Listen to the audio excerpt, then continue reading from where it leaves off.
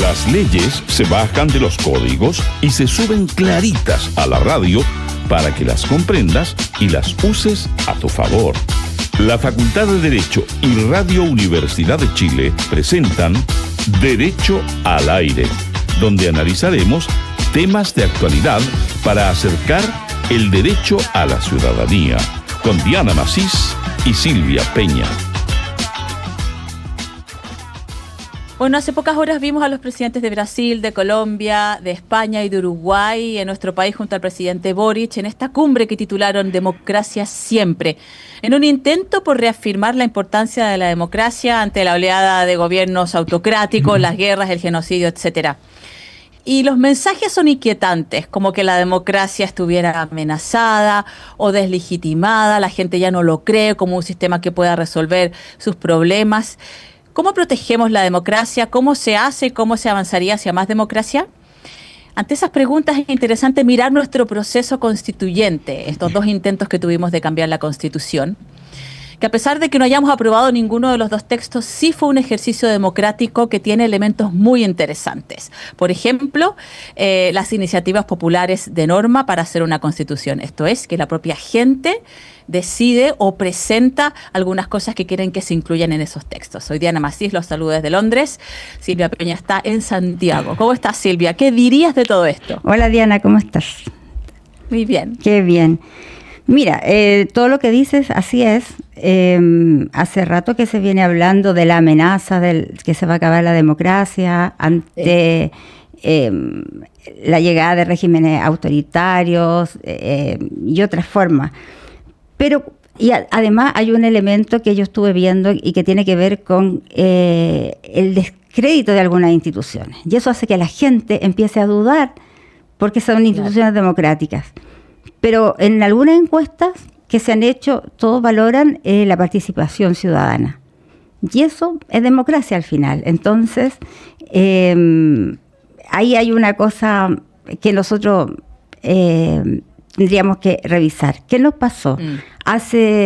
En diciembre del 2023 estábamos con el plebiscito de salida para aprobar o no, o rechazar la propuesta constitucional, ¿verdad? El resultado fue el rechazo. Y eso pasó hace menos de 2 años.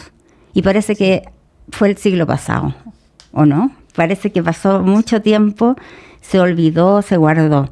Nadie quiere recordarlo mucho, quizás. Bueno, de eso vamos a hablar, un poquito de eso y un poquito más de eso, con nuestro invitado hoy día, que es el vicedecano de la Facultad de Derecho de la Universidad de Chile. Él también formó parte de la comisión experta, y también de mucho tiempo antes, Francisco Soto Barrientos. Bienvenido. Gracias, Silvia, Diana, por estar con ustedes. Bueno, agradecerles de este programa que ha sido muy entretenido. Yo lo sigo, he visto sus entrevistas, así que feliz de participar aquí también. Voy a hacer una pequeña introducción aquí.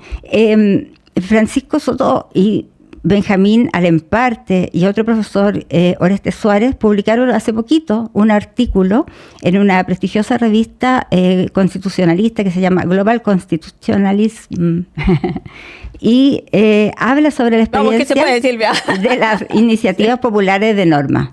Y además está pronto a sacar un nuevo libro que se llama La participación ciudadana en el macro proceso constituyente de Chile, que abarca desde el 2015 a 2023. Entonces, si estamos hablando de democracia y el olvido y la amnesia, voy a hacer 2 preguntas en uno, lo que siempre nos dicen en la escuela de periodismo que no se hace, pero ¿por qué escribir sobre este tema ahora? Y considera que esos procesos fueron fracasados, fallidos, ¿cómo se le llama? Sí, bueno, yo me sentía con un compromiso, porque la verdad, desde el 2016, con la presidenta Bachelet tenía una gran obsesión cuando fue electa en su segundo mandato, que era iniciar una discusión constitucional de manera distinta con los ciudadanos. Inventó este cuento, no sé si se acuerdan, de los ELA, de los encuentros locales autoconvocados. Yo participé en uno en mi trabajo. Hicimos uno en Matucana 100 con todos los compañeros de trabajo, hicimos el ejercicio y fue bien maravilloso, fíjate. Fue un proceso muy emocionante y sobre todo a mí me tocó hacer la primera ley de participación, la 20.500, no sé si no trabajar en eso. Tuve como 10 años metido en ese proceso, hicimos la primera consulta. Entonces, le decía a la presidenta Bachelet, es muy difícil que gente se reúna en sus casas a discutir temas que son complejos. Cuando nosotros tenemos una cierta tradición que la participación se hace a través de la junta de vecinos, los sábados, en los colegios, salir a este nuevo formato, yo no sé si va a ser exitosa esta experiencia. La presidenta estaba muy convencida de esto y la verdad para mí fue realmente un proceso maravilloso, que me tocó ser observador de ese proceso, incluso ver ELAs en el extranjero, cómo los chilenos se motivaban y estudiaban por cuenta propia. Entonces, de ahí al proceso de convención, a mí me eligieron los convencionales para formar parte de la comisión experta e implementar este mecanismo de la iniciativa popular de norma, que también fue un proceso, digamos, único en el mundo, y después un poco acompañé ya desde la redacción de la comisión experta lo que hicieron nuestra universidad, la Universidad de Chile con la Católica, que también fue un proceso muy interesante, y me sentía con el deber de poder visibilizar esa experiencia, sistematizarla y presentarla por escrito para que se genere un debate, porque hoy día los procesos constituyentes no pertenecen solo a los países que lo viven, sino el mundo está expectante de conocerla, de analizarla, de criticar las experiencias y de recoger lo positivo. Entonces yo estoy con esa deuda que creo que estoy cumpliendo con estos dos trabajos que se van a publicar. Uno, bueno, la revista ya salió, pero el libro lo vamos a dar a conocer en esta próxima semana. En ese contexto hay en los tres procesos hubo consultas indígenas y nadie sabe qué se discutió, cómo se discutió. Entonces un capítulo del libro se dedica a este tema y espero que lo puedan después conversar con uno de los autores, que es Salvador Millaleo, que también sin duda, es un tema, lo tenemos súper pendiente, Francisco, lo conversábamos con Silvia hoy. Y podríamos explicar un poquito esto de las iniciativas populares de norma, que ha sido un hito que hemos marcado como país, un precedente, los primeros en el mundo. ¿Cómo lo describes? ¿Cómo funcionaron? ¿Y por qué crees que va a ser parte de otros procesos constituyentes de otros lugares del mundo? Bueno, como contexto de esto es importante saber que los procesos de discusión, de deliberación en el mundo están en crisis.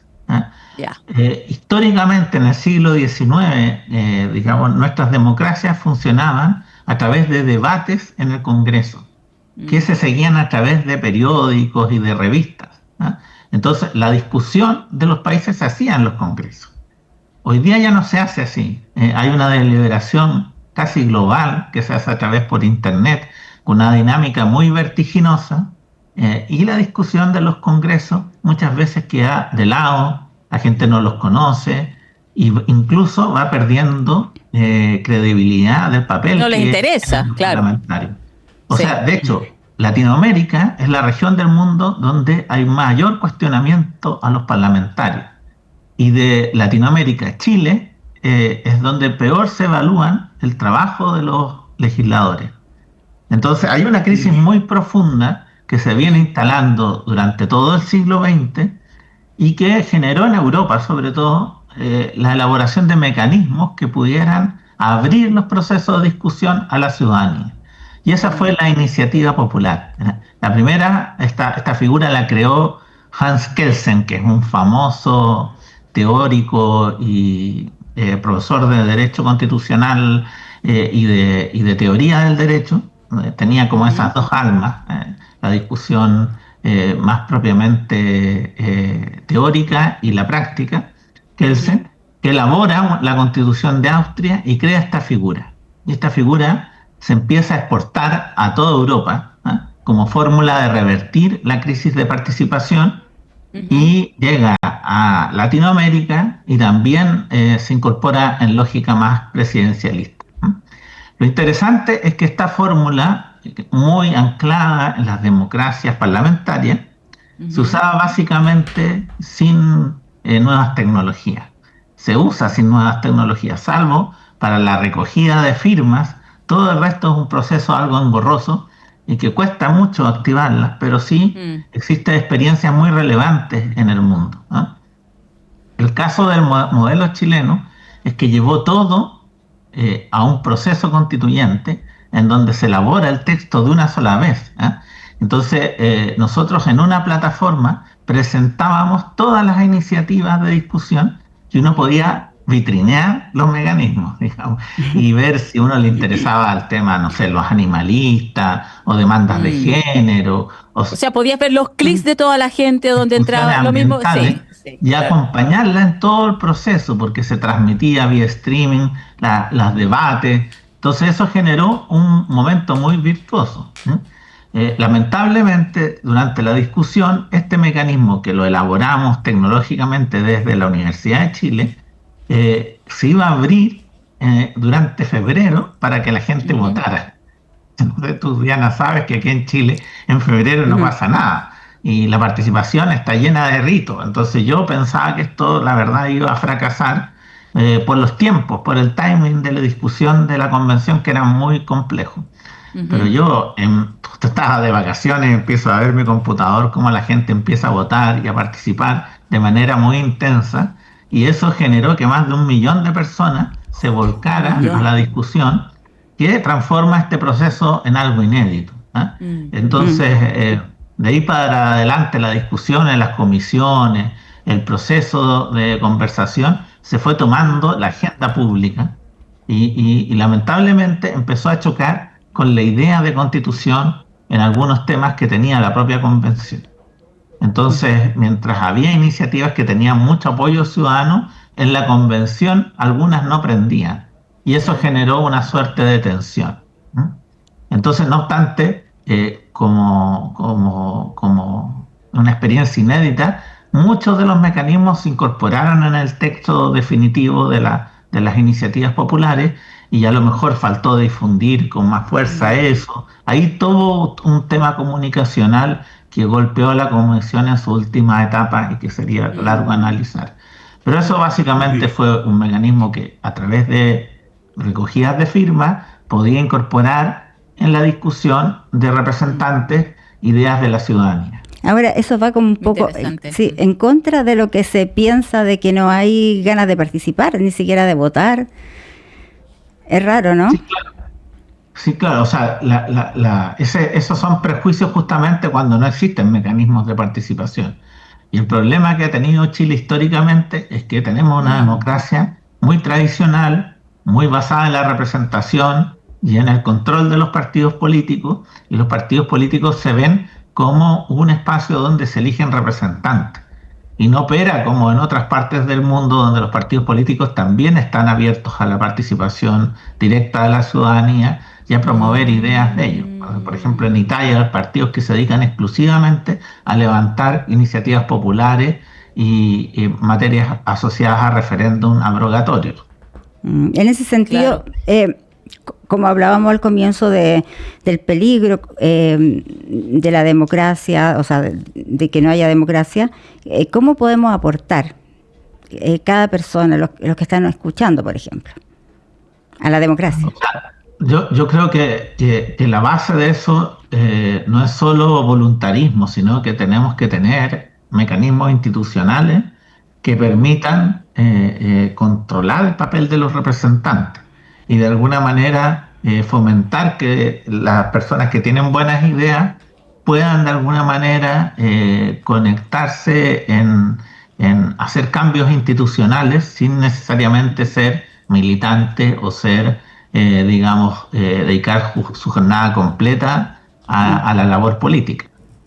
Ahora mismo pensábamos cómo hacer más democracia. Hay ya sabemos que hay un movimiento de concentración de poder y por otro lado hay algunas personas que quieren defender el sistema democrático, que por ahora quizás no hemos encontrado uno mejor que ese. Entonces, preguntarte un poco hacia dónde va el mundo, cómo sería una democratización un poco más profunda. Yo pensaba, bueno, el voto obligatorio o voluntario. Yo siento, en mi caso, que para mí es más democrático un voto voluntario. En Chile tuvimos voluntarios, se cambió.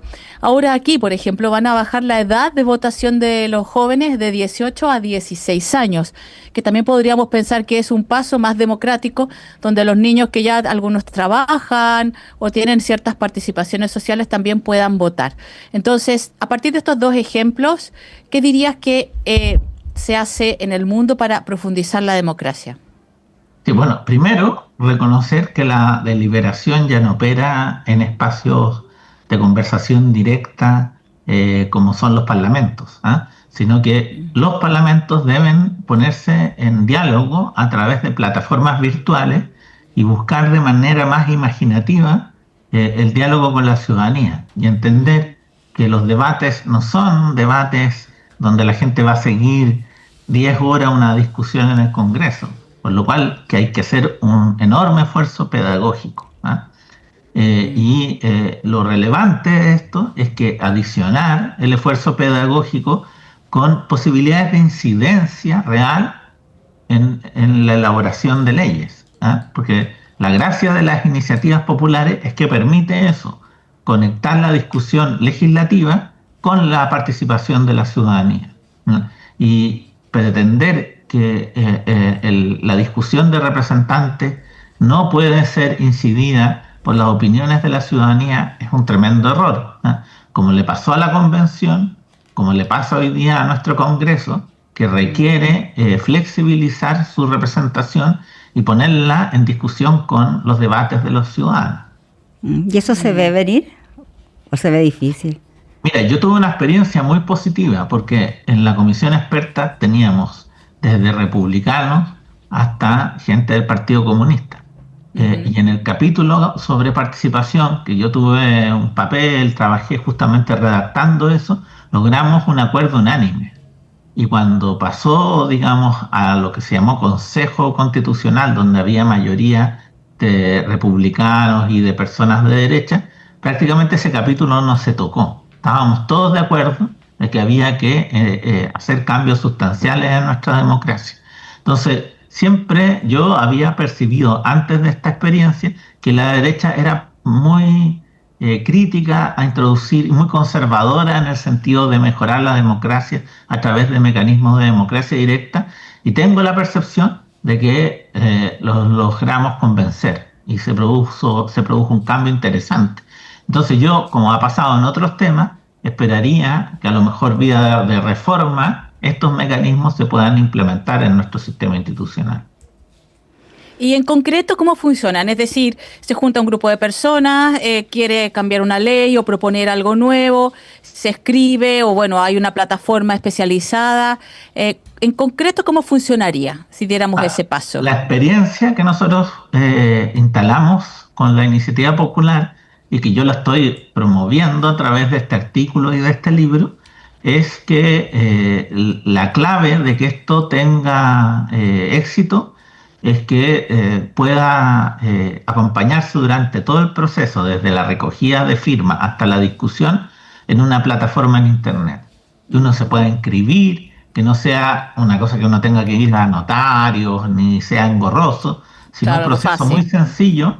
Nosotros logramos que podía darse certeza jurídica, digamos, con la clave única hoy día se pueden hacer muchas cosas, entonces se puede hacer un mecanismo expedito. Entonces la idea es recoger una cantidad de firmas, que esto se pueda ir a la discusión del Congreso, que es lo que nosotros llamamos iniciativa popular débil, y también inclusive yo soy partidario de establecer mecanismos más fuertes, o sea, que permitan eventualmente llevar a referéndum ciertos temas que son altamente sensibles a la ciudadanía. ¿Cómo cuáles? Imagínate que hasta la comisión experta logramos aprobar un mecanismo de estos fuertes con el apoyo de la derecha, de todos sus sectores. Entonces yo creo que está el ambiente para poder hacer. Sí, Francisco, no, Silvia te preguntó, ¿cuáles serían esos temas sensibles? En el caso de los referéndum, por ejemplo. Lo que pasa es que la idea es, con un quórum mayor, y en la medida que esto no altere el sistema institucional, pasando por controles constitucionales, poder llevar temas con mucho apoyo y que sean articuladamente bien defendidos a referéndum. Por ejemplo, paradigmático es la posibilidad de derogar la ley de pesca en su momento, ¿ah? Y eso concitaba mucho apoyo en Chile. Entonces, fórmulas como esas se podrían llevar a discusión y se transforman como una suerte de control ciudadano al proceso legislativo. No se puede legislar cualquier cosa, ¿ah? Sino me encanta, sí. Hay un trabajo en conjunto entre los ciudadanos y los parlamentarios. Es que creo que siempre tendría que ser así.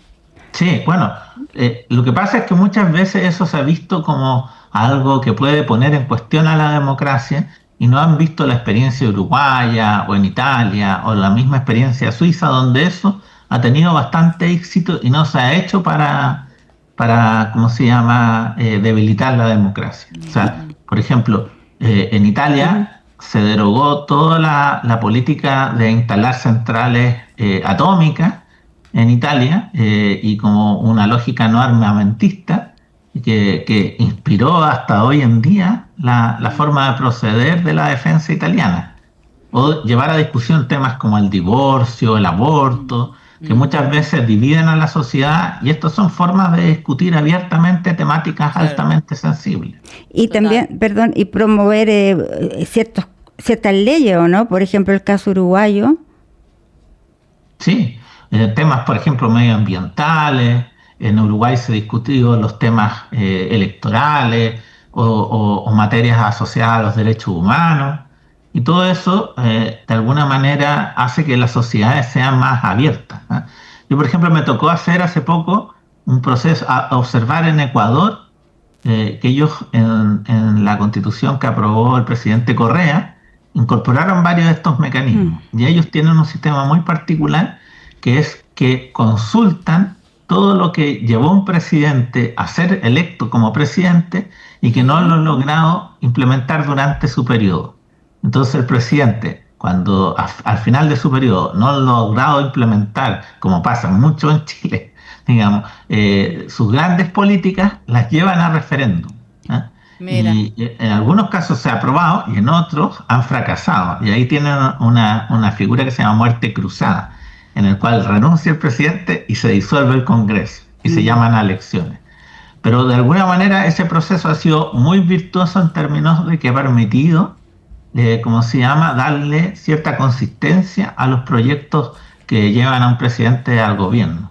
Yo tengo una duda. Estamos conversando, iba a marcar, estábamos conversando con Francisco Soto Barrientos, él es vicedecano de la Facultad de Derecho de la Universidad de Chile y estamos hablando de las iniciativas populares de norma. Yo me quería preguntar, Silvia, sobre los peligros, pero dale tú con tu pregunta y después preguntamos lo de los peligros. Y nos quedan 5 minutos, les aviso. Ya, vamos. Sí. No. Si podemos presentar distintas legislaciones, ¿en qué se diferencia, por ejemplo, con lo que se hace ahora como la ley Emilia, la ley Zamudio, la ley Cholito? Todas estas que han sido iniciativas ciudadanas de alguna manera, de algunas agrupaciones. Claro, lo que pasa es que al tener un mecanismo que de alguna manera vivo, ¿no?, flexibilice el proceso legislativo, nosotros tenemos un proceso de elaboración de normas que lleva 200 años sin que sea modificado. Entonces, que si se le conoce, se le incorpora mecanismos de participación, si se abre a las nuevas tecnologías, estás generando un vínculo entre el trabajo de los representantes y los ciudadanos. Estos mecanismos que tú relatas lo lograron sin tener esta fórmula. Pero lo que pasa es que eso termina básicamente conociéndolo un grupo muy acotado de personas.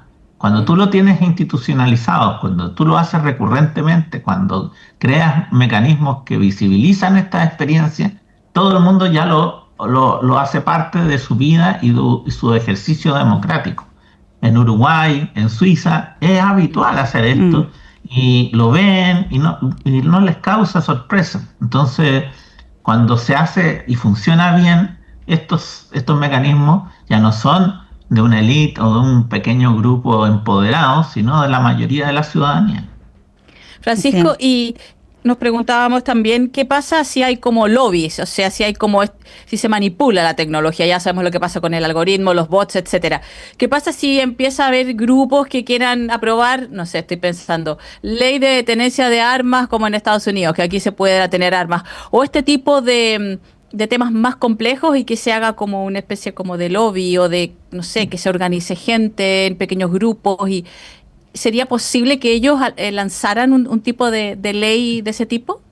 Esa es la gracia de que estos mecanismos llevan 150 años en la evolución de la democracia. Entonces han pasado por todos esos filtros.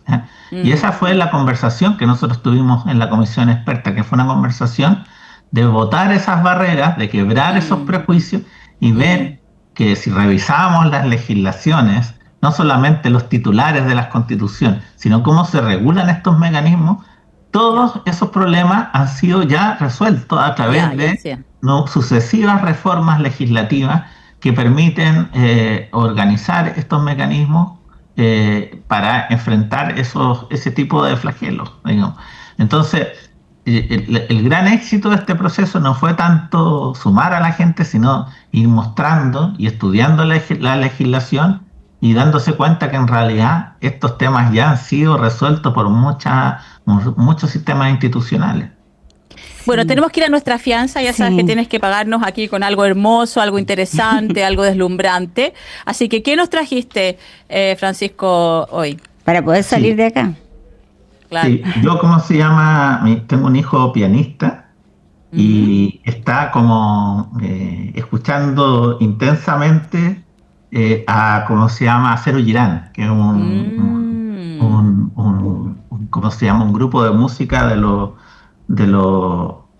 90, digamos. Bueno, digamos que un poco antes, como digamos que 80 más o menos.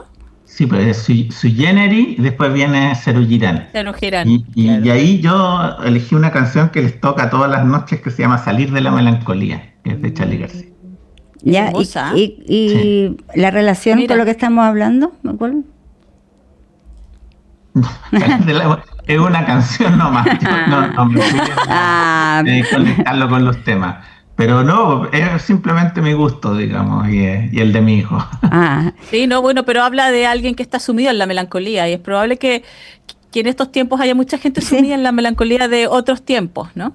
Sí, bueno, y un poco más amable. Una canción que reivindica el respeto a las mujeres, digamos, no obsesionarse y entender que las relaciones se hacen de dos, no por una obsesión. Entonces Charly García está aconsejando no respetar la opinión del otro, digamos. Francisco, antes de irnos, porque la verdad es que ya nos queda unos segundos, ¿cuándo es el lanzamiento del libro? Chuta, estamos viendo los comentaristas y todavía no tenemos una fecha. Yo espero dentro de la primera quincena de agosto lanzarlo. Pero no queda nada. Estaremos aquí muy pendientes. Y estamos con grandes figuras, entonces no quiero anunciarlas. ¿Sí? Queremos que pero danos una primicia, algo.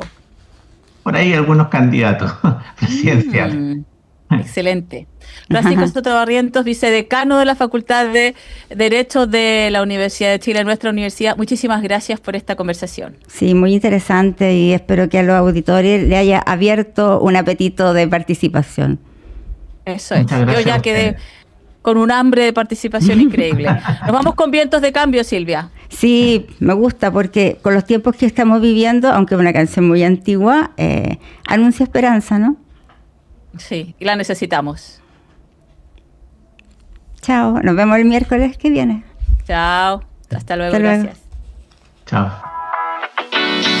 La Facultad de Derecho de la Universidad de Chile presentó Derecho al Aire, todos los miércoles a las 6 de la tarde con Diana Macís y Silvia Peña por la 102.5 Radio Universidad de Chile.